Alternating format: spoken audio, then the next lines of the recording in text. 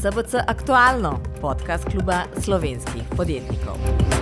Dober dan in lep pozdrav vsem skupaj na današnjem posvetu Varuha človekovih pravic Republike Slovenije o človekovih pravicah v gospodarstvu, na katerem bomo poseben poudarek dali razpravi o predlogu direktive EU o skrbnem pregledu v podjetjih glede trajnosti in o pomenu priprave nacionalne zakonodaje, ki bo, zato si vsaj prizadevamo, učinkovito naslovila varstvo človekovih pravic in okolja v podjetjih in to na način, ki bo smiselen za poslovanje podjetij.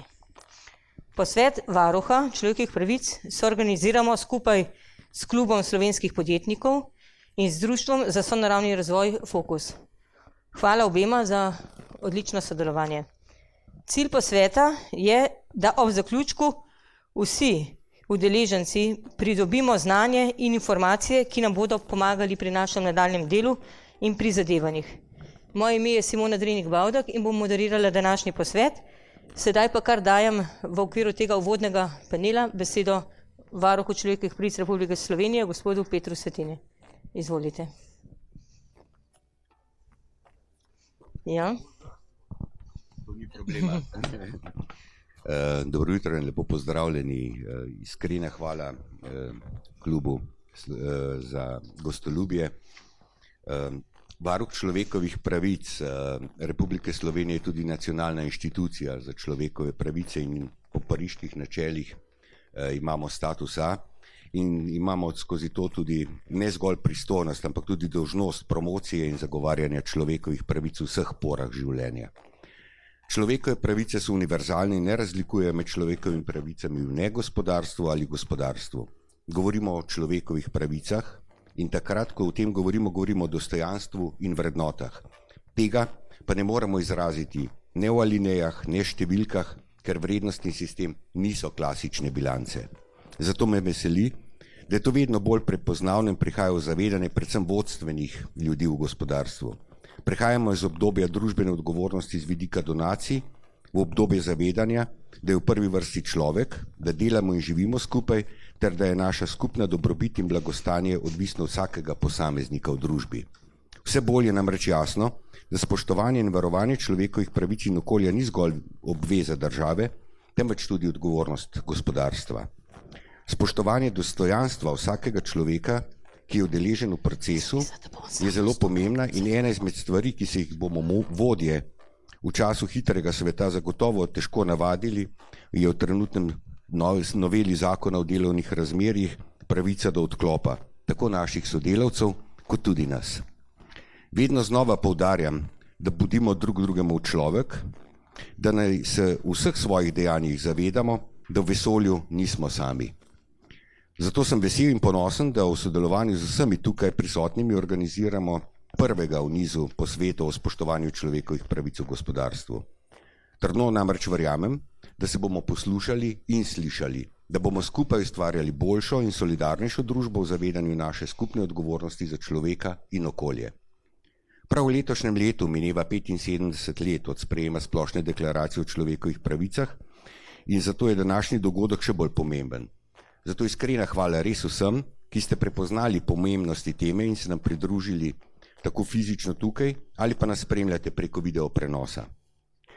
Zahvala Društvu Fokus, predvsem pa hvala ministru Hanu, gospodu Akrapoviču, Brodnjaku in vsem pomembnim akterjem v slovenskem prostoru na področju gospodarstva, vsem pa, ki se niso uspeli udeležiti, pa sporočilo, da so zamudili verjetno dobro priložnost za svoj razvoj in razvoj sektorjev, ki jih vodijo in upravljajo. Osebno se močno zavzemam, da bi vsa slovenska podjetja v delni ali večinski državni lasti podpisala zavezo k spoštovanju človekovih pravic pri poslovanju in bila tako dober zgled celotnemu gospodarstvu. V poslovnih praksah se namreč prepogosto dogaja, da so vprašanja spoštovanja človekovih pravic in zaščite okolja prezrta. Zavzemam se tudi, da bi celotni javni sektor z vso državno upravo, občinami in različnimi javnimi službami sprejel zavezo za spoštovanje okolja in človekovih pravic pri svojem poslovanju. Ne zgolj gospodarstvo, ampak javni sektor v celoti. Poznamo primere in zahteve do gospodarstva, da mora meriti ogljični odtis. Jaz ne poznam v Sloveniji enega javnega zavoda, ki bi to moral, ali pa ministrstva. Skrajni čas je, da se na ravni Evropske unije sprejme trdna zakonodaja, ki bo od podjetij zahtevala skrben pregled spoštovanja standardov človekovih pravic in varstva okolja. Današnji posvet pa naj bo prvi korak k tesnejšemu sodelovanju vseh deležnikov pri spoštovanju človekovih pravic v gospodarstvu in ne nazadnje v celotni družbi. Hvala. Hvala lepa, varuh človekovih pravic, za te navdihujoče besede. Sedaj dajem besedo dr. Marku Bitencu, članu Združenja kluba slovenskih podjetnikov, za uvodni nagovor oziroma pozdrav. Ja, jaz sem član upravnega odbora kluba slovenskih podjetnikov in naš predsednik, gospod Jos Pečečnik, je odsoten, pa me je prosil, da vas jaz kot predstavnik gostitelja pozdravim.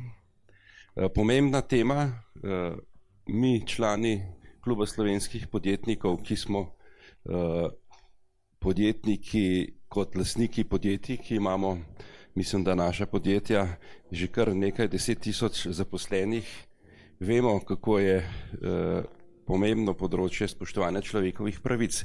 Hkrati se sproti zavedamo, da so človekove pravice tako nekaj same po sebi umevnega, pa kljub temu očitno potrebujemo dokumente, papirja, besedila, regulativo, evropsko direktivo in verjetno tudi zakon v Sloveniji, ki bo sankcioniral kršitve. To nam veliko pove o značaju, o človeški duši, da ne glede na to, da so človekove pravice temeljna pravica, tudi zapisana v svetovni Združenih narodih, se moramo s tem ukvarjati in cilj bomo dosegli šele, ko bomo te lepe besede samo v sebi umevne ponotranili na vseh nivojih, v gospodarstvu, v javnem sektorju, v šolstvu, v družbenem življenju.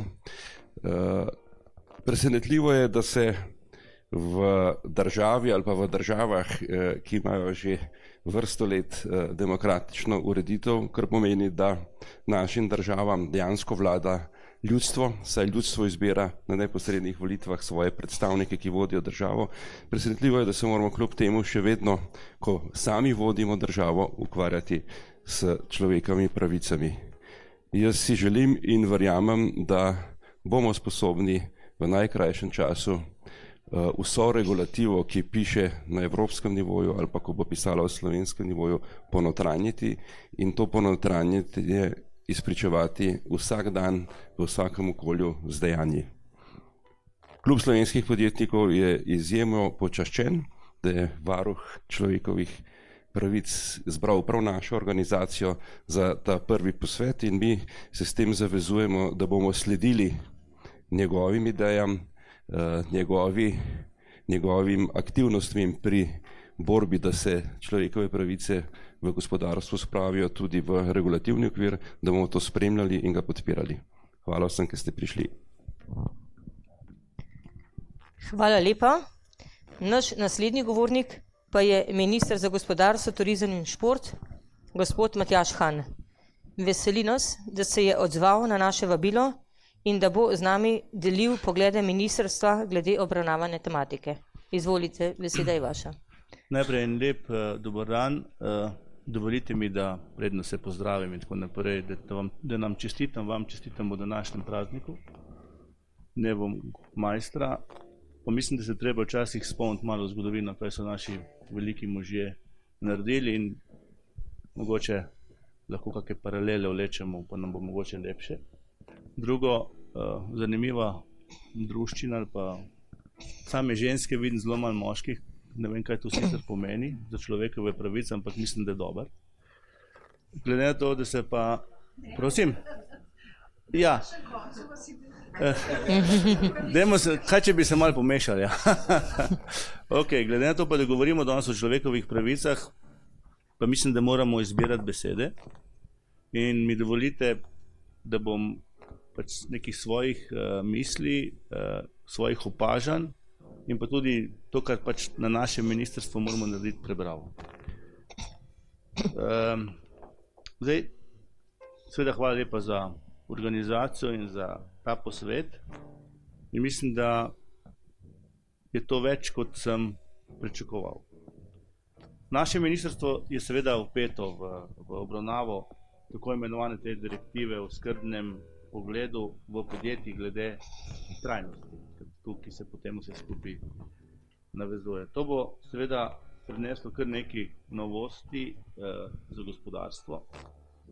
Upam, da tudi obilo pozitivnih posledic za celotno družbo in pa seveda tudi za okolje, v katerem živimo. In to se mi zdi seveda ključno.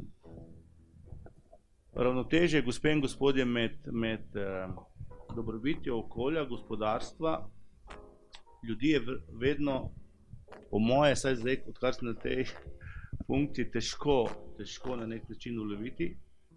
Zato mislim, da je dobro, da so takšni posveti in da najdemo neko skupno rešitev. Ker treba je najti nek mogoče kompromis za človekove pravice, pregroba beseda, ampak govorimo o trajnosti kot celoti. Malo kritike, ne do vas, do Evrope. Kot minister za gospodarstvo sicer težko razumem težnje Evropske unije po pretirani regulaciji vsega, ampak res vsega, kar počnemo. Jaz mislim, da nam ta naša Evropa, na katero imamo seveda veliko pozitivnih zadev, nam regulira vse. Druge celine ali pa, če lahko reči, tega problema nimajo in zato so, bom rekel, tudi problem konkurenčnosti. To upam govoriti kot minister za gospodarstvo. Menim, da na ta način Evropa in njena podjetja ne more biti konkurenčna na tem globalnem nivoju in globalne spremembe se spreminjajo, ali mi to želimo ali mi ne. In to je tisto, ali pa tisto ravnotežje, ki ga pač moramo tudi v naši državi ali pa tudi v Evropi na nek način najti. Smo pa res v situaciji, ko slovenska podjetja poslujejo pod različnimi pogoji, to že zdaj, kljub dejstvu, da delujejo na tako imenovanem enotnem trgu Evropske unije. Nekatere večje države so že začele sprejemati različne nacionalne zakonodaje na področju tega skrbnega pregleda trajnosti. To nekatere Nemčije, rečemo, že to ima. To pa seveda v praksi pomeni, da nekatera naša podjetja, slovenska, ki imajo, denimo, poslovne partnerje z Nemčijo, morajo to že, te njihove zahteve že zdaj na nek način skrbno pregledati, upoštevati, dočim druga podjetja v Sloveniji tega ne naredijo. Mi moramo tle narediti na nek način enotno za vsa naša podjetja. Besedi enotni trg in razdobljenost na nek način enostavno ne gresta skupaj. Ker temelj konkurence za moje pojme, in tukaj se bojo verjetno gospodarstveniki ali pa se strinjate, so namreč enaki pogoji za vse. To je potem, da lahko na tem trgih in tako naprej nasploh tekmujemo. Zato si seveda na našem ministrstvu prizadevamo resnično, da te sistematične ureditve za vse države članice v Evropi postanejo za vse enake. Zato, da bomo bili približno vsaj na štartni liniji v enem delu, bom rekel, vse države enake. Nedvomno pa to, kar spoštovanega varuha človekovih pravic podpiram in tudi moje življenje je tako naravnano, nedvomno pa si moramo seveda prizadevati za izboljšanje spoštovanja človekovih pravic. Vsi smo enaki in vsi imamo iste pravice, vsi imamo iste odgovornosti in to se mi zdi ključno. In to moram reči, da varuh že vrsto let, bom rekel, daje dobre temelje, da gremo v to smer. Seveda pa moramo zaradi ne samo nas, ampak tudi naslednjih generacij govoriti o varstvu okolja. In to se mi zdi po moje ključno. In tako kot sem rekel, vse to, kar zagovarjamo v nekem osebnem življenju, moramo po moje preliti tudi v poslovno življenje ali pa poslovno okolje. In vem, da večina med vami to že dela in ne rabimo nobenih zapisov, regulacij in tako naprej, ampak to nekateri delajo. Nekateri pa pač to izkoriščajo. Evropska unija želi s to direktivo o skrbnem pregledu v podjetjih glede trajnosti zagotoviti seveda tudi prehod na tako imenovano zeleno gospodarstvo, ker je to v skladu z Evropskim zelenim dogovorom. Minister, mikrofon. Aha, mikrofon, dobro. Vseeno pa menim, da moramo biti v teh pogajanjih, ki bodo zdaj v Evropi. In to mi je tudi, ko tudi večkrat nastopamo z gospodom Brodnjakom v zadnjem obdobju, mi moramo biti Slovenci, kljub temu, da nas je 2 milijona in smo čist enak narod, kot tudi Nemci ali pa Poljaki, biti samozavestni in zagovarjati naše poglede, bom rekel, jasno, z dvignjeno glavo, ker nimamo nobene potrebe, da bi glavo dal dol in da bi sledili nekaterim državam, ki mogoče ne grejo v pravo smer. Tako da tukaj res apeliram, predvsem na nas politike, in sem že bil malo v Evropi, treba je pač povedati tisto, kar mislimo, da je dobro za naše ljudi in pa seveda za našo državo. Kot že veste, direktiva o skrbnem pregledu v podjetjih glede trajnosti, nadgradnja te direktive glede poročanja. Zdaj, kar se tiče našega ministrstva, mi seveda preučujemo vse te komentarje, ki smo dobili v javni razpravi. Verjamem, da bo marsikatera ta direktiva, ki se bo prenesla, kakšno podjetje spravilo kakšno bo breme, ampak problem je, da ne smemo narediti, da bojo to breme nosila samo največja podjetja, vsi ostali pa ne. Jaz mislim, da mora biti ne glede na velikost podjetja, pravila igre za vse. Ali veliko podjetje spoštuje človekove pravice in skrb za okolje in isto navaden manjši podjetnik ima 2 zaposlena. To se mi zdi, to je moj pogled, vsi moramo biti isti. Če smo lahko države, bom rekel, iste, potem moramo biti tudi podjetja. Tako da mogoče še to, v glavnem, mi na našem ministrstvu bomo seveda zdaj aktivno sodelovali pri tem sprejemanju teh direktiv. Takšni pogovori, kot so danes, med nami so tudi 2 moje sodelavke, si to seveda bodo vse vaše poglede, vaše razmišljanja tudi zapisale in potem bomo mi na podlagi vsega tega, kar bo zbranega in kar se zahvaljujem tudi tebi, varuh, na nek način potem skupaj zagovarjali v Evropi. Mogoče sam še, pa bom pa... Mogoče sam še to. Jaz želim, da pridemo z vsemi deležniki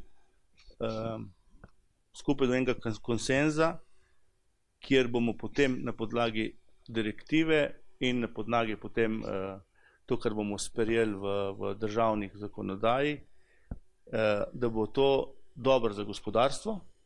Kot resorni minister sem dal na prvo vrsto, ampak se opravičujem, da bo dobro za ljudi in da bo dobro tudi za okolje. To se mi zdi po moje ključno. Ne moramo zdaj, po moje si ne moramo več privoščiti, da bomo te 3 zadeve, se pravi gospodarstvo, ljudi in okolje izključevali. Jaz mislim, da mora biti to z roko v roki. Tako da jaz se bi na tem mestu mogoče ustavil, se vam zahvalil za ta pogled. Mene pa poznate, da rad vprašam, da rad bistveno bolj modre ljudi vprašam, da potem lahko kot minister, kot ekipa sprejmemo odločitve, ki bodo dobre za to našo domovino. Hvala. Hvala lepa. Besedo dajem sedaj gospodu Igorju Akrapoviču, ki je, kot vemo, direktor podjetja Akrapovič, in pa tudi podpredsednik SBC, torej Kluba slovenskih podjetnikov. Izvolite. Ja, spoštovani gospod minister, spoštovani varuh človekovih pravic, dame in gospodje. Mogoče bi jaz kar nadaljeval od te teme, ki je gospod minister že načel.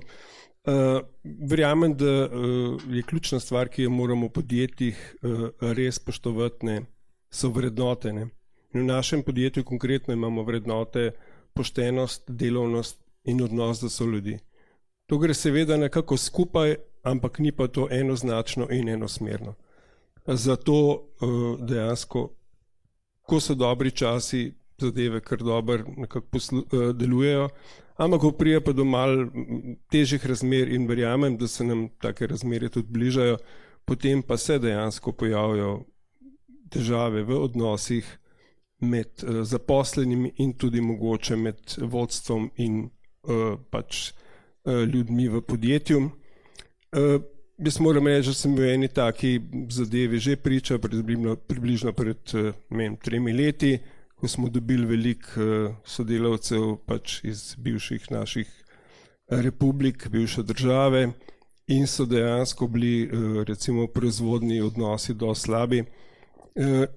Sam sem se odločil, šel vstopil pred delavce in jim malo razložil, da so mogoče njihovi, ne vem, dedi, starši ali pa kakšni sorodniki že kdaj delali v tujini in doživljali mogoče podobne pritiske, kot so jih naši novi sodelavci, pa da tudi nikjer ne piše, da tega oni ne bojo doživeli, če se bodo recimo razmere pri nam poslabšale, da nam bojo mogli mogoče tudi oni kam ven delati. Tako da dejstvo je, da so te razmere zelo, bom rekel, kompleksne, niso enosmerne niti enoznačne. Tukaj je na lastnikih, na nas vseh, da delamo v dobrobit vseh v podjetju. Zdaj pa kar se tiče mogoče ravno prejšnje teme, teh auditov, ki jih imajo tuja velika podjetja pri nas, bom rekel, da je to malce včasih pušča slab okus. Ker najprej pridejo pogledat podjetje, vse pravice, vse mogoče, kar si zamisli pač ta ekipa, potem ti dajo neko oceno, mi smo razmeroma, bom rekel, zelo dobro skozi pridemo, no čez teden, 14 dni pa pridejo njihovi nabavniki, ki jih pravzaprav čisto nič ne briga, kaj so se oni prej z nami menili, nam začnejo zbijati ceno in seveda potem si nekako med kladivom in nakovalom. Tako da mi kot majhna ekonomija, jaz verjamem, da se moramo začeti res izjemno brigati najprej za nas in poskušati doseči svoj maksimum in se ne podrejati mogoče vsake ideje, ki pride iz Brusla, ker verjamem, da je tam pač mogoče res veliko ali preveč birokracije in premalo razumevanja dnevnih težav, s katerimi se pravzaprav cela Evropa sooča. Konkurenca pa, kot vemo, nas prehiteva po levi in desni in to bo treba tudi nekako spremeniti. Pravzaprav upam in verjamem, da se bo tudi politika v Bruslu, bom rekel, srednjeročno ali pa dolgoročno začela ukvarjati z celovitimi problemi, ne samo z parcialnimi reševanji nekih težav. V Sloveniji vemo, da je bilo kar nekaj problemov z nekaj podjetij, ki jih lahko naštejemo, mogoče na prste, ne vem, mogoče jih je 20-30 in zdaj seveda doživljamo, da bomo mogli pač vsi narediti korenite spremembe in pač sprejeti te ukrepe, tako da verjamem, da jih ne bomo zakomplicirali do tazga nivoja, da se bomo res ukvarjali samo še z njimi, z birokracijo, ampak da bomo lahko tudi ob tem normalno delali. No, toliko z moje strani, pa hvala. Hvala lepa. Dejansko pomembno je pri vsej zakonodaji, ki se nanaša na gospodarstvo, upoštevati tudi mnenje uporabnikov, kot se reče, torej podjetij, da je zakonodaja izvedljiva, podjetjem prijazna, hkrati pa dosega svoj cilj.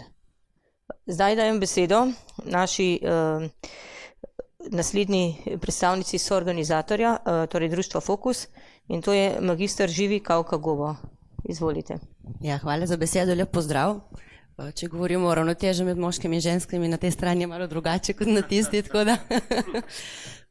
No, jaz pa prihajam iz drugega sektorja, torej ne iz gospodarstva, in sem zelo vesela, da smo se končno uspeli usesti, to, kar se mi zdi ključnega pomena, to, da se v bistvu tudi tisti, ki imamo iz različna ozadja, različne poglede, različne stališča, mogoče se usedemo in se pogovarjamo, ker na koncu lahko ugotovimo, da v bistvu stališča niti niso tako zelo različna, kot jih vidimo na začetku.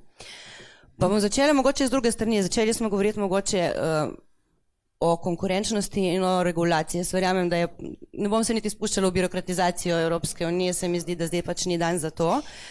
Lahko samo omenim, da smo imeli lani novembra ekspedicijo v Bolivijo, ker pač regulative take ni, in smo šli ravno po poteh deforestacije, in dejansko, kar smo ugotovili, je, da vkolikor ni vsaj neke regulacije na področju poseganja v prostor, na področju človekovih pravic, se lahko zgodi kaos. Mislim, res, spoštovanje človekovih pravic je lahko na minimumu, vkolikor ni vsaj družba taka, da sama poskrbi za njih, in ravno in okolje tudi je kljub nacionalnim zakonodajam lahko zelo trpi v teh primerih. Podobno lahko rečem za različne raziskave, ki kažejo, kaj se v bistvu po svetu dogaja v različnih panogah, kljub prostovoljnim zavezam čokoladne industrije, poenostavljeno rečeno, pred več kot 10 leti je v bistvu poraslo število otrok, ki delajo na plantažah kakava. Imamo že 2 milijona otrok, ki so v prisilnih delovnih razmerjih. Na svetu obstaja približno med 25 in 20 milijonov ljudi, ki so vpeti v spone prisilnega dela. To so v bistvu številke, ki niso zanemarljive, sploh danes, ki smo tako povezani v globalno gospodarstvo. Zato smo v bistvu v okoljski organizaciji Fokus in tudi v bistvu pravični trgovini Slovenije zdaj že več kot 10 let si prizadevamo, da bi nekako dvignili glas okolja, ki je načeloma neslišen, podnebne pravičnosti in pa seveda ljudi, ki nimajo glasu, torej tistih ljudi, ki delajo na koncu nekih dobavnih verig izdelkov, s katerimi se v bistvu vsak dan ukvarjamo. Naredili smo na tem področju marsikatero raziskavo in analizo, ki je pokazala, da pač prostovoljne zaveze enostavno niso dovolj. To ne pomeni, da mora zdaj zakonodaja nalagati nove pravila, nove neke regulacije, a izkazalo se je, da drugače očitno ne bo. Tudi zaradi tega, ker je na ravni Združenih narodov na področju človekovih pravic v gospodarstvu marsikaj že bilo sklenjeno, sprejeto, v bistvu na podlagi tega naj bi tudi zakonodaja zdaj nastajala. Ta pravila so bila postavljena v zadnjih 5 letih strani številnih pravnikov in drugih akterjev in podjetij, konec koncev, tako da bi morala biti vsaj do določene mere življenjska. To si v bistvu želimo. Ne? Zdaj, kaj se pričakuje od nas, kot recimo okoljske nevladne organizacije, seveda je ambicioznost. Je mogoče tudi utopičnost, ampak če pogledamo v bistvu utopičnost, kaj pomeni v definicijah različnih slovarjev, vidimo, da nekateri slovarji pravijo, da je to nekaj, kar je možno, nekaj, kar je idealno, neka vizija, razen v Sloveniji pravi, da je tudi nekaj, kar je neuresničljivo, tako da mogoče to odseva tudi nekako stališče naše družbe. Ampak menimo, da se je treba v bistvu k tem nekako nagibati. Človekove pravice, kot je bilo že večkrat rečeno, ne smejo biti rangirane. Torej, moja človekova pravica do zdravega življenja v zdravem okolju ni bolj pomembna kot človekova pravica nekoga, ki živi v Braziliji in obira pomaranče za pomarančni sok, ki je v Evropski uniji. Torej, najine pravice so enakovredne. S tem, da jaz živim v sistemu, kjer so moje pravice lahko zaščitene bolj konkretno, močneje, medtem ko človek, ki živi mogoče v Braziliji, pa ne. In mislim, da je to področje, ki ga ne smemo izkoriščati, zato da potem lahko sploh delujemo v Evropski uniji. Glede na vse raziskave in stanje na področju človekovih pravic, podnebnih sprememb in okolja je v bistvu zdaj zares čas, da se začnemo pogovarjati malo bolj konkretno. V bistvu časa za pogajanje o ambicioznosti, ali bomo spoštovali in koliko bomo spoštovali pravice, ni, ali bomo ukrepali na področju sprememb, ali ne bomo, tudi ni. Treba si je začeti ukrepati in v bistvu to delati tudi skupaj. Zato pa se mi zdi, da je pomembno, da danes končno sedimo tukaj in konkretno se pogovarjamo tudi o nekih ključnih točkah te zakonodaje, ki naj bi ščitile ravno te najšibkejše, torej tiste, ki so imetnike pravic, če jih tako imenujemo, tiste, ki so jim te pravice kršene. Zakonodaja naj bi ponudila tudi možnost odkrivanja kršitev, če ni kršitev, super, če pa so, da imajo ljudje možnost pristopiti do nekih mehanizmov, ki so pri nas tudi, da se lahko te pravice popravijo. In tukaj je odgovornost vseh nas, to je odgovornost in civilne družbe, da pri temu pomaga in stopi na stran ljudi, ki bi se želeli pritožiti in na tem področju pomaga, držav, da vzpostavijo mehanizme in gospodarstva, da v bistvu to tudi nekako spremlja in je pozorna na to, da se, vkolikor se zgodijo nepravičnosti, da se jih popravi in da so mehanizmi, s katerimi se to dela. Zdaj, kar si mi želimo pogovarjati predvsem, zdaj smo v stanju, ko so zadnje pogajanja omenjene zakonodaje, 5 točk je, ki je v bistvu zelo pomembnih in o katerih se v bistvu zdaj pogajamo, in to so sicer katera podjetja oziroma koliko podjetij bo zavezanih. V Sloveniji je dejstvo, da je večina podjetij srednjih in malih, kljub temu, da so velika podjetja, ki pokrivajo velik del zaposlenih na konec koncev. Če pogledamo samo podjetja, ki so podpisala zavezo o spoštovanju človekovih pravic v gospodarstvu v okviru nacionalnega akcijskega načrta, je v bistvu ta podjetja pokrivajo več kot 40,000 zaposlenih, tako da so v bistvu kar velike razlike. Je pa veliko sodelovanja v okviru Evropske unije, kar pomeni, da je pomembno za vsa podjetja, saj se gre tudi za vprašanje globine, torej do kje bo segala odgovornost, ali je podjetje odgovorno za svojega prvega dobavitelja ali do konca vrednostne verige. Pomembno vprašanje je vključitev tudi finančnega sektorja, kar je sicer špansko predsedstvo nekako naj bi bilo naklonjeno temu, ampak bomo videli. Vprašanje je za ukrepe na področju podnebnih sprememb, koliko ne bojo vključene v zakonodajo, civilne odgovornosti in pa seveda priloge, ki govorijo o vplivih na okolje in človekove pravice, kjer se dodaja in jemlje različne konvencije, ki bi naj v bistvu bile podlagano. Tako da v bistvu si želimo, da bi bilo to močno. No, v drugem delu razprave se bomo podrobno tudi vsebini teh točk posvetili. Želimo pa si, da bi v bistvu, tako kot smo rekli, da tudi Slovenija lahko svojo besedo na glas povedali tudi tukaj, da si želimo spoštovanje človekovih pravic in da se nam zdi pomembno, da če je zakonodaja najbolj učinkovita, ker če ne bo res ostala zgolj točka na papirju in samo v bistvu stvar birokracije. Ob tem bi rada povedala še to, da v bistvu dostikrat dobimo iz strani javnosti, iz naših ciljnih publik različne odzive. Raziskave kaže, da v bistvu je 83% anketiranih, kar podpira v bistvu ukrepanje tudi na področju gospodarstva. Države bomo govorili, kdaj drugič tudi, ampak je vsaj spoštovanje ukrepov, podpisanih ukrepov v okviru Pariškega sporazuma. Ampak ne moramo biti državljani, mladi, potrošniki, akteri, tisti, ki smo sami odgovorni za človekove pravice, za spoštovanje in za naše nakupne izbire. Namreč 10 let nazaj smo se pogovarjali o tem, da v bistvu, ko se bo potrošnik spremenil, ko bo potrošnik drugače zahteval, se bo celotno gospodarstvo in ponudba in vse se bo spremenilo. To je jasno, da to se ne more zgoditi in to se ne bo zgodilo, vkolikor ne sodelujemo in nismo samo eden izmed deležnikov v tej zgodbi. Pa še v bistvu ta del, kar želimo si tudi, da bi ta zakonodaja prinesla, je to, da ni to stvar, ki bo samo pomagala, da se dogaja status quo, kot je zdaj še vedno, ker to je pač nekaj, kar se pogosto razume kot družbeno odgovornost, namreč, da se spoštuje obstoječo zakonodajo, ampak to se mi zdi, da je higienski minimum. Potrebno je, da se spremembe zgodijo tisto, kar je nekaj nadgradnja in ta zakonodaja naj bi to predpisovala konec koncev. Zelo nas veseli, da smo se v bistvu v takšnem številu odzvali, take, ki se običajno ne vidimo skupaj.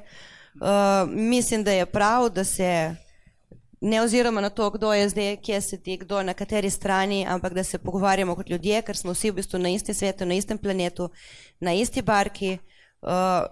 Če pa pogledamo na globalni ravni, je dejstvo, da v bistvu imamo mi več odgovornosti in tudi več možnosti ukrepanja, kot pa marsikatera druga država ali pa marsikatera druga družba. Tako da na kratko hvala, pa predam besedo naprej. Hvala lepa za to vsebinsko bogato predstavitev. Res je, stvari ali pa pravice, ki se nam zdijo samoumevne, pogosto tudi niso tako samoumevne. Tako je mene zelo presenetilo, da je iz kataloga, naprimer konvencij, na katere naj bi se predlog direktive nanašal, izpadla referenca na konvencijo o otrokovih pravicah, naprimer. Med nami, da gremo naprej, pa je tudi gospod Blaž Brodnjak, predsednik uprave NLB.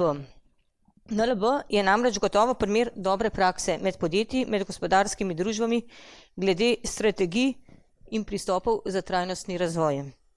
To pa je še toliko bolj pomembno, glede na to, da prihajajo ta dobra praksa iz finančnega sektorja. Gospod Brodnjak, beseda je vaša. Najlepša hvala.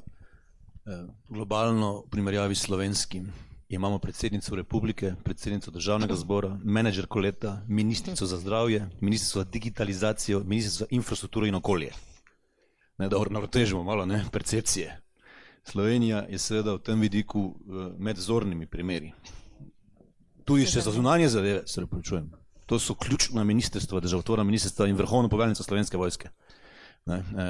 Imeli smo seveda tudi ministrstva za notranje zadeve, dokler se pač ni razšla s svojim šefom. Tako da je to seveda okolje, ki je izrazito bolj uravnoteženo kot nekatera druga na planetu. Imamo najbolj zdravo populacijo rjavega medveda, volka, spet vitalno populacijo risa in že skoraj nadlegujočo praktično populacijo šakala. Torej Slovenija tudi v smislu okoljskega varovanja okolja vzorn primer na tem planetu. 66% te države porašča gozd in država se pospešeno zarašča, zato ker se opuščajo kmetijske površine. Ko zapremo termoelektrarno Šoštanj in nadomestimo to z nekim drugim energetskim objektom, ki je za okolje potencialno manj problematičen, pa bomo sploh vzorn primer na tem planetu. Tako da je treba znati ceniti to, kar imamo. Mi Slovenci, Slovenke in Slovenci veliko jamramo, pa ne znamo ceniti tega, kar imamo, pa nimamo dovolj samozavesti, da bi to tudi javno povedali.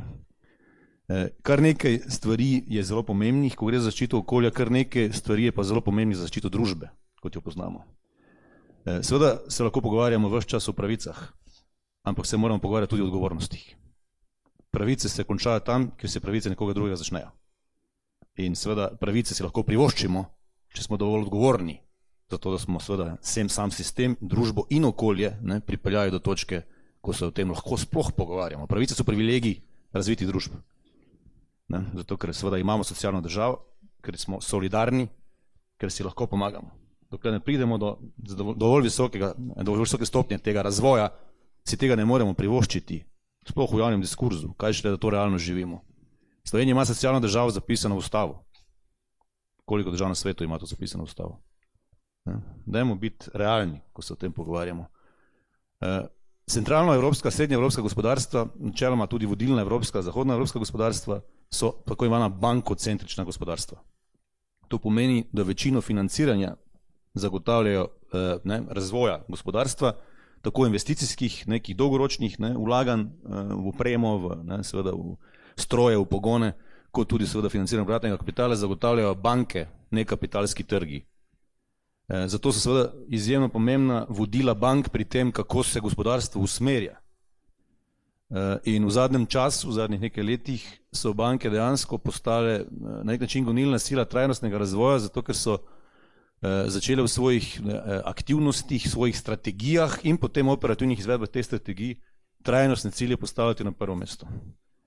In tu ne gre samo za politike raznolikosti, ki so v naših dokumentih že dolgo, 56% vodilnih položajev v eni ali dve skupini zasedajo dame, recimo. Moja članica uprave ima identično plačo kot moj član uprave. Leta 2012 decembra pač ni bilo dame, ki je bila pripravljena vstopiti v NLB takrat v tistih kriznih razmerah, drugače bi tudi to hišo lahko seveda vodila dama, brez izjeme. Jaz sem imenoval kot predsednik nadzornega sveta predsednico uprave v Bosni in Hercegovini, v Sarajevu, izrazito tradicionalnem okolju. Je pa zanimivo, da se pa recimo pristop do tveganj razlikuje med moškimi in ženskami. To vam lahko iz osebne izkušnje povem, ker sem identificiral izjemno kakovostno kandidatko za predsednico uprave v Severni Makedoniji, ki je bila članica uprave v eni drugi banki in je rekla, veste, tam sem zelo dobro pozicioniran 15 let in ne bom prevzela tveganja predsednice v novem okolju. Moški bi sprejel to v 3 minutah. Se pravi, naklonjenost k tveganjem je tudi drugačna med moškimi in ženskami. Tega se moramo zavedati. Zato je manj žensk na ključnih pozicijah. Ker to niso pozicije, ki so preproste. Morate razumeti kazenski in odškodninski kontekst vodstvenih položajev. Zato se tudi veliko žensk, ki so hkrati seveda tudi mame, težje odloči za prevzemanje tovrstnih tveganj. Zato jih je tudi manj na vodilnih položajih. Ne pa zato, ker moški tega ne dovoljujemo. Zato sem jaz striktno nasprotnik uvedbe obveznih kvot. To ni meritokratsko. To pomeni, da nimajo moški enakih možnosti. To je pozitivna diskriminacija. Zato, ker moraš izpolnjevati en atribut, ki je specifičen samo tebi in če ga nekdo drug ne izpolnjuje, nima enake možnosti za tvoj položaj. Pika. So to enake možnosti? Je to vključenost? Je to raznolikost? Ali kaj je to? Dajmo se pač o teh stvarih res glasno pogovarjati. Kvote niso rešitev. Rešitev je upismenjevanje, rešitev je aktivni dialog. Ne? Na ključnih položajih želimo primerne ljudi, ne ljudi, ki izpolnjujejo atribut. To ni pravi odgovor. Absolutno ni pravi odgovor. Torej, NLB se je že pred leti odločila, da bo, kot rečeno, trajnostni razvoj v prvem planu. Mi smo seveda tudi edina družba iz Srednje Evrope, oziroma iz tega našega dela Evrope, jugovzhodne Evrope, katere delnice kotirajo na londonski borzi in imamo vlagatelje praktično iz vsega sveta. Iz Združenih držav Amerike, Velike Britanije, Skandinavije, Singapurja, Azije, širše, Bližnjega vzhoda, Južne Afrike in seveda Srednje Evrope. Vlagatelji so finančni vlagatelji, skladi, ki sprejemajo denar fizičnih oseb in podjetij in ga vlagajo potem naprej. Ti skladi v zadnjem obdobju izrazito v prvi plan dajo tudi seveda trajnostne principe razvoja in mnogi med njimi sploh več ne vlagajo v podjetja, ki recimo niso pridobila tako imenega ESG, ODU, kakorkoli že to imenujemo, ratinga, strani mednarodne rating agencije.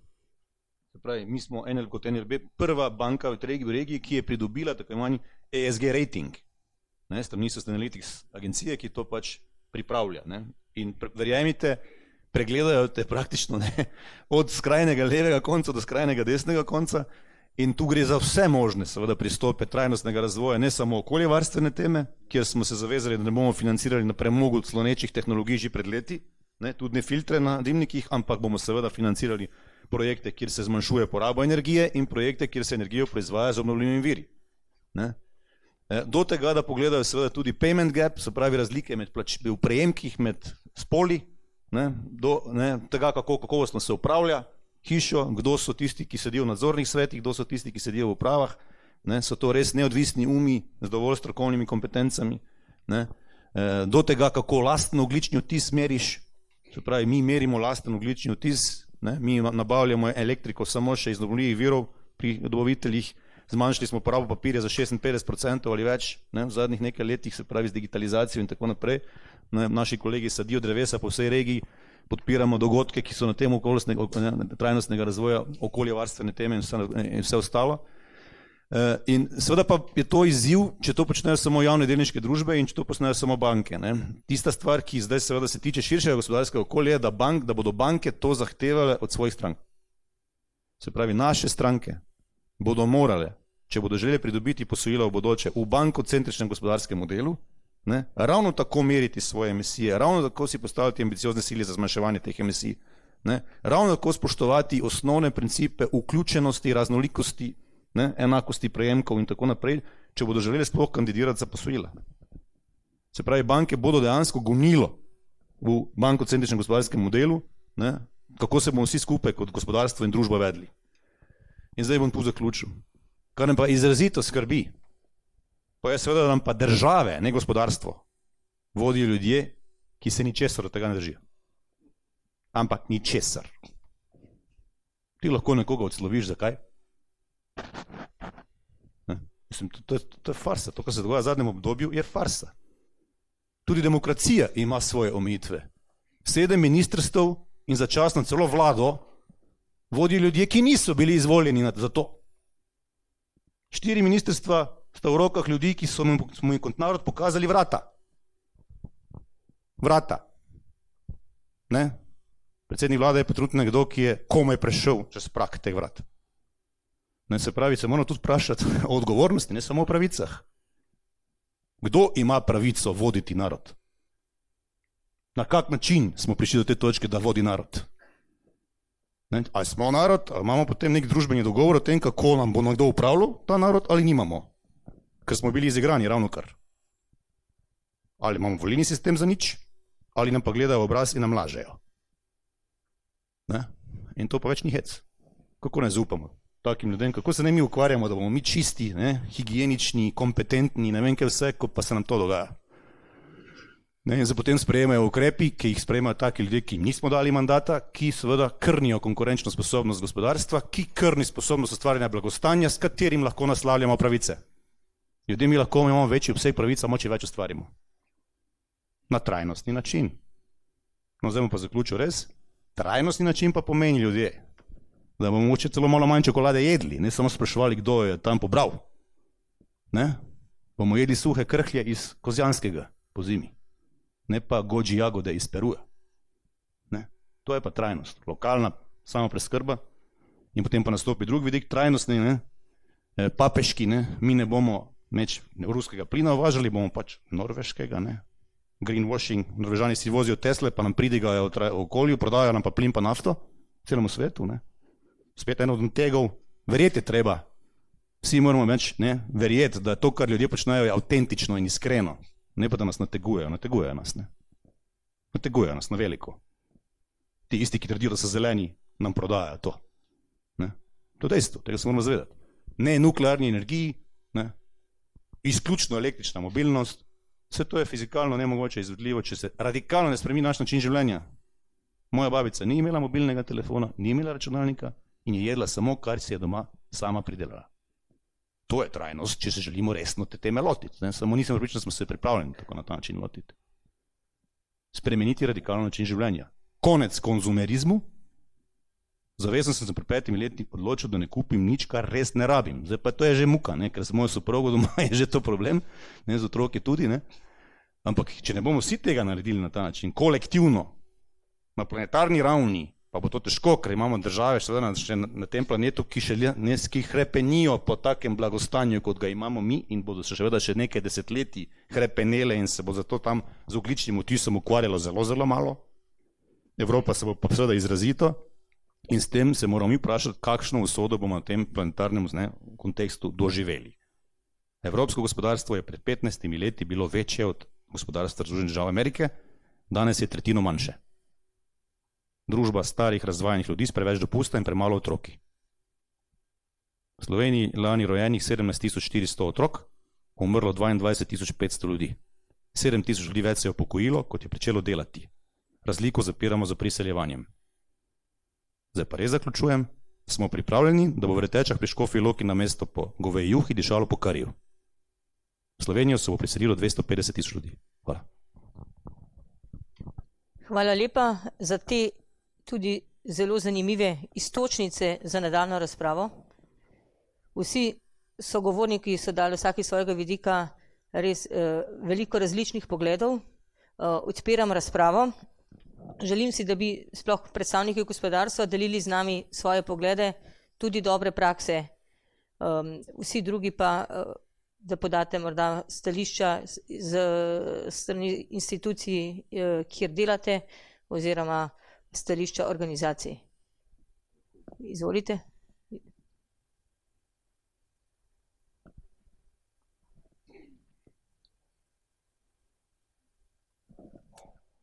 Hvala lepa.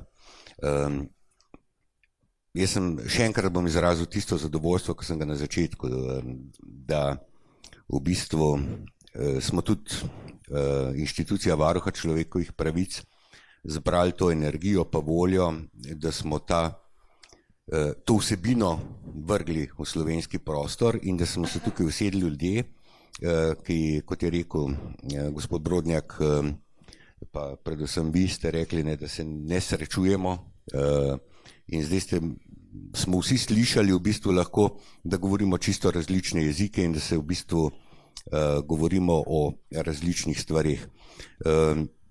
Hvala vam vsakemu, ki ste dali svoj prispevek k temu. Strinjamo se s tem, da so človekove pravice pomembne. Strinjamo se, sem nekje zaznal, da govorimo o vrednotah. Vsakakor, gospod Brodnjak, je rast ali pa razvoj človekovih pravic gre za razvojem družbe, ampak imamo pa temeljne človekove pravice, ne, in prvo je tisto dostojanstvo. Jaz se tudi ne morem strinjati z vami, da je raznolikost zaposlovanja ali pa raznolikost v družbi ločena na moške in ženske. Imamo bistveno večjo, širšo raznolikost in tukaj mislim, da je tak pogled, o katerem se moramo več pogovarjati, ne. Da ne omejujemo zgolj, ne vem, na spole raznolikost, ampak na vse druge segmente. Res je, da je Slovenija, kar se tiče skrbi za naravo, zelo visoko v evropskem prostoru. Sami ste omenjali sicer, da se kmetijske površine zmanjšujejo, manj je te proizvodnje, ampak po drugi strani pa sadite drevesa. Ne? Se pravi, zdaj moramo mi tukaj vse najti nek način, da ne gremo v nek mainstream, kaj so, zaradi tega, če ne vem, je v amazonskih gozdovih posekanje, pri nas je pa zaraščevanje, je vseeno, če pri nas potem dreves ne sadimo, ne? Ampak bi šli mogoče rajš v neko akcijo čiščenja površin, ki bi se lahko potem uporabljala za kmetijstvo. Ne? Se pravi, ta globalni pogled, ampak meni je zelo pomembno v tem delu, da rečemo ja, da začnemo se pogovarjati, dajmo se večkrat dobiti, dajmo večkrat pogledati, kakšne vsebine so, zato bi tudi moj v prvem delu, ko sem rekel, da meni je jasno, da gospodarstvo, predvsem finančni sektor, ne nazadnje sem bil tudi sam zaposlovalec, eno je bilanca, ki jo imamo, eno so številke, človekove pravice, so pa dostojanstvo, so pa vrednote in to se v bilanco enostavno ne da spraviti. To niso alineje, to niso številke. In govorimo o vrednotah zahodnega sveta in Slovenija kot razvita družba mora pogledati na to.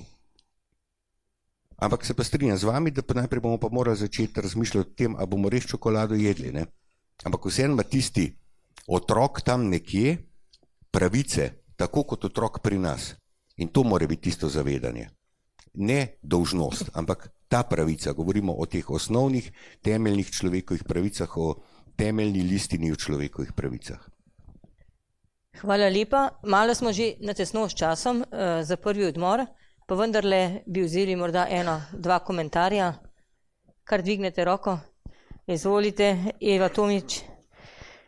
Hvala lepa. Eva Tomič iz Urada predsednice Republike Slovenije.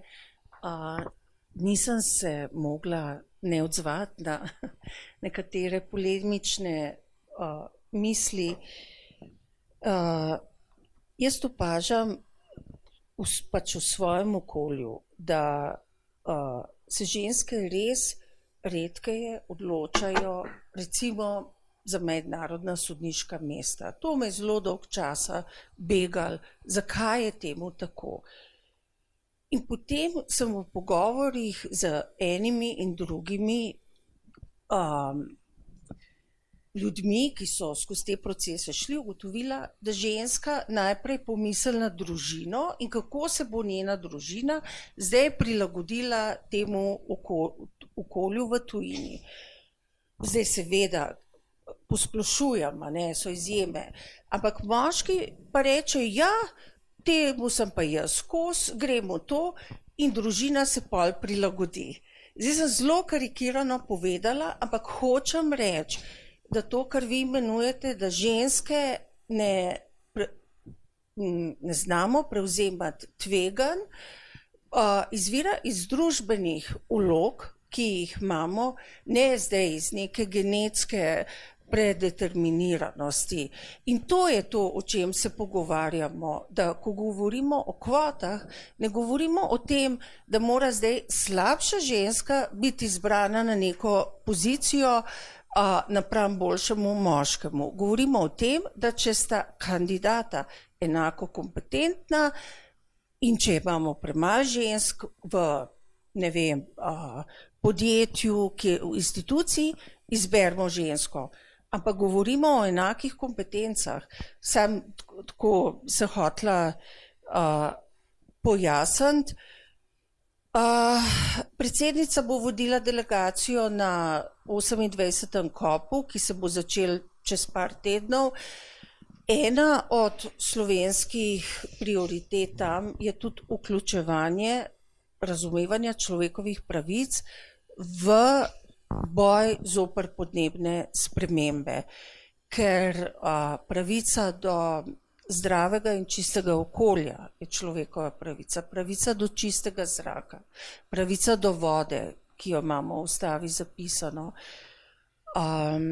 In jaz mislim, da je zelo pomembno, da se o tem pogovarjamo tako doma kot v tujini in prav je, da imamo različne poglede. Se mi zdi pa najbolj pomembno, da se res o tem pogovarjamo in to argumentirano. Vsak s svojimi argumenti. Meni je bilo danes zelo zanimivo slišati vaše glavne težave, Zelo sem vzela na znanje glede konkurenčnosti skrbi, ampak mislim, da ta konkurenčnost se bo začela tudi izražati na način, da če slovenska podjetja ne bojo izpolnjevala teh EU standardov za zeleni prihod, žal ne bojo sploh več kompatibilna za udeležbo v postopkih izbire. Tako da govorimo o več vidikih, je pa vsekakor zahteven proces in hvala, mislim, da tudi ta pogovor, varuh, je pravi korak v pravo smer. Hvala lepa. Hvala lepa. Dr. Viten. Ja, hvala za besedo. Tudi jaz sem navdušen nad tem, da sem imel danes priložnost sedeti na tem posvetu in to je res zanimiva tema. In se bom v svojem zdaj govoru nanašal na nastop gospoda Brodnjaka. Človekove pravice temeljijo na vrednotah, ki jih ne bi ponotranil vsak državljan. Kje začnemo graditi vrednote pri svojem bodočem davkoplačevalcu? V družini. V družini, kjer imaš vpliv dednega potenciala, na to, kar ne moramo vplivati, kakšne gene si podvedel od staršev, in potem jasno ključni element, da se starši v resnici ukvarjajo z otrokom v času, ko je najbolj primeren. In vsi vemo, da starši lahko najpomembneje vplivajo na otroka pri vzgoji z lastnim vzorom. Če želijo na otroka vplivati z lastnim vzorom, morajo imeti za to ustrezen čas. Ustrezen čas imajo, če so ustrezno preskrbljeni. To je zlasti na podlagi izvajanja gospoda Brodnjaka. Si upam trditi, in to je tudi on omenil v svojem govoru, da je spoštovanje človekovih pravic zelo neposredno odvisno od ravni blagostanja v družbi, pa ne samo od ravni blagostanja, ampak tudi od razporejenosti blagostanja v družbi. To se pravi, blagostanje mora biti pravično in enakomerno razporejeno na vse sloje, tudi v demokratični sodobni družbi, ki vemo, da nimamo samo enega sloja, ne glede na to, kaj si z lepimi besedami govorimo. In spoštovanje človekovih pravic je najbolj ogroženo v trenutku, ko blagostanje pade, ampak še bolj, če se razlike v blagostanju med družbenimi skupinami povečujejo. Da imamo blagostanje, in mi seveda danes živimo v enormno dobrem blagostanju, blagostanje ali pa padec ravni blagostanja je tisti osnovni dejavnik, ki ga lahko spremljamo zgodovinsko ali pa tudi danes širše po svetu, je razlog, da lahko čez noč vsi elementi vrednot, ki se tičejo človekovih pravic, ugasnejo ali pa padejo.